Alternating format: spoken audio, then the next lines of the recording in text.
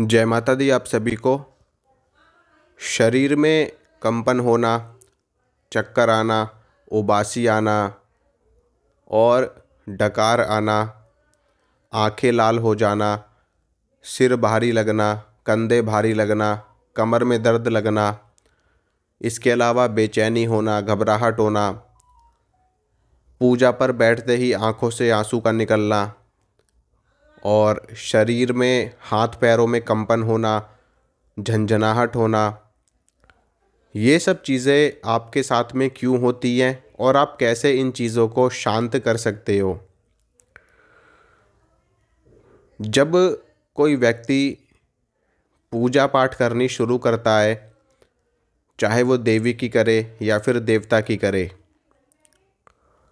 ऐसा देखा जाता है कि कुछ शक्तियाँ अधिक उग्र होती हैं शांत शक्तियों के मुकाबले। जो उग्र शक्तियाँ होती हैं वो शक्तियाँ अपना अनुभव बहुत ही जल्दी करवाती हैं, क्योंकि उनकी शक्ति भी उग्र होती है, उनका काम करने का तरीका भी त्वरित होता है और उग्र होता है।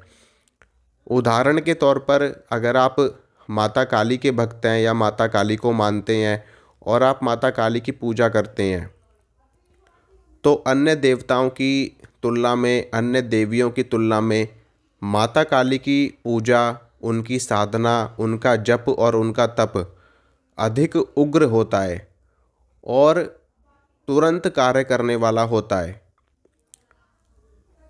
इसी प्रकार से अगर आप भगवान नरसिंह के मंत्र का जप करते हैं और पूजा करते हैं उनकी, तो उनकी भी साधना बड़े ही त्वरित फल देने वाली होती है।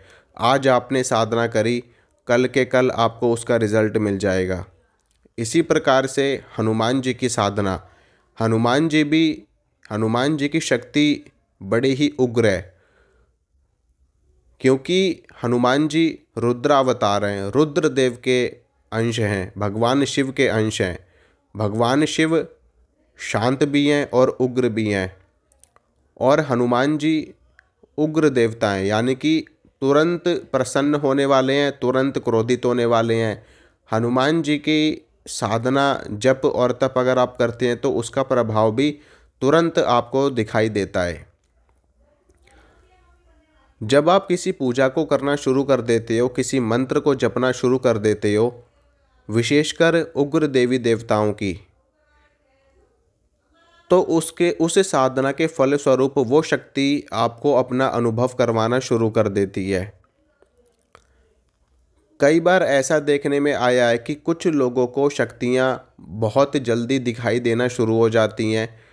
जैसे कि कई लोग ऐसा कहते हैं कि हमारी दृष्टि खुली हुई है और हमको शक्तियों के दर्शन होते हैं, हमको शिव जी के दर्शन हुए हैं, हमको माता काली के हुए हैं, माँ दुर्गा के हुए हैं, हनुमान जी के दर्शन होते हैं।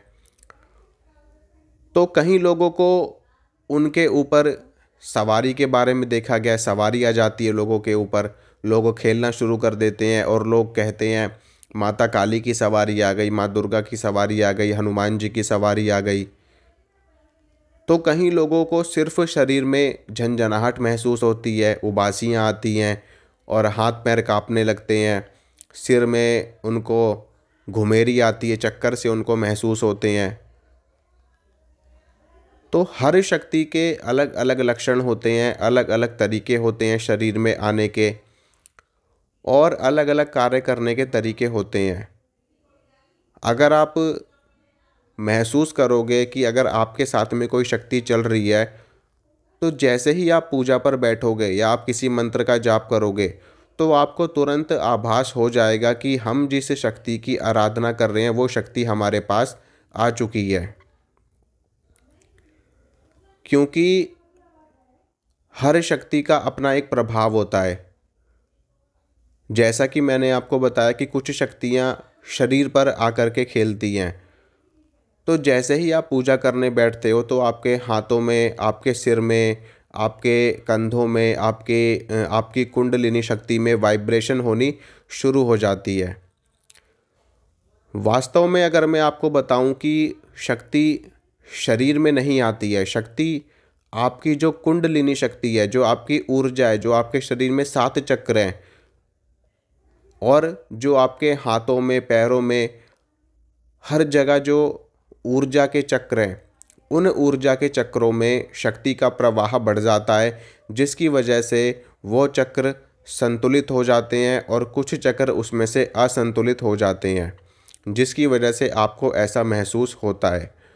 और ऐसी चीज़ें उन लोगों के साथ में सबसे ज़्यादा देखी गई हैं जो बिना गुरु के साधनाएं करते हैं, बिना गुरु के मंत्रों को सिद्ध करते हैं, बिना गुरु के देवी देवताओं की उपासना करते हैं। उनके साथ में ऐसी घटनाएं सबसे ज़्यादा घटित होती हैं।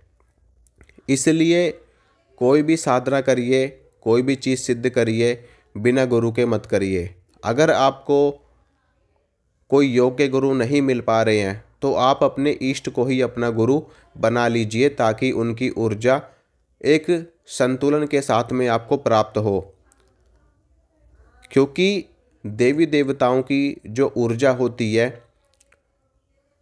वो इतनी विराट और इतनी विशाल होती है कि अगर वो ऊर्जा आपके शरीर में अचानक से प्रवेश कर जाए तो आपका शरीर ध्वस्त हो सकता है। देवी देवताओं की ऊर्जा जब किसी माध्यम से होकर के आपको प्राप्त होती है, जैसे कि मान लीजिए आपने गुरु बना लिए, तो जब आपको आपके इष्ट की कृपा प्राप्त होगी तो आपके गुरु के माध्यम से प्राप्त होगी। आपके इष्ट की ऊर्जा पहले आपके गुरु के पास जाएगी, फिर गुरु से आपके अंदर आएगी। तो यहाँ पर एक संतुलन बन जाता है, ऊर्जा का, शक्ति का एक संतुलन बन जाता है और फिर वो ऊर्जा आपको नुकसान नहीं पहुँचाती है, आपको परेशान नहीं करती है। अक्सर लोग इस तरह की शिकायत करते हैं कि उनको हाथों में झंझनाहट होती है, उनको पैरों में झंझनाहट होती है, उनको चक्कर आने लगते हैं, उनके सर में दर्द होता है, सर भारीपन लगता है, उनको घबराहट होती है, बेचैनी होती है। तो ये सब चीज़ें आपके साथ में तभी होती है जब आप बिना गुरु के साधनाएं करते हैं। इसीलिए कोई भी साधना बिना गुरु के नहीं करनी चाहिए।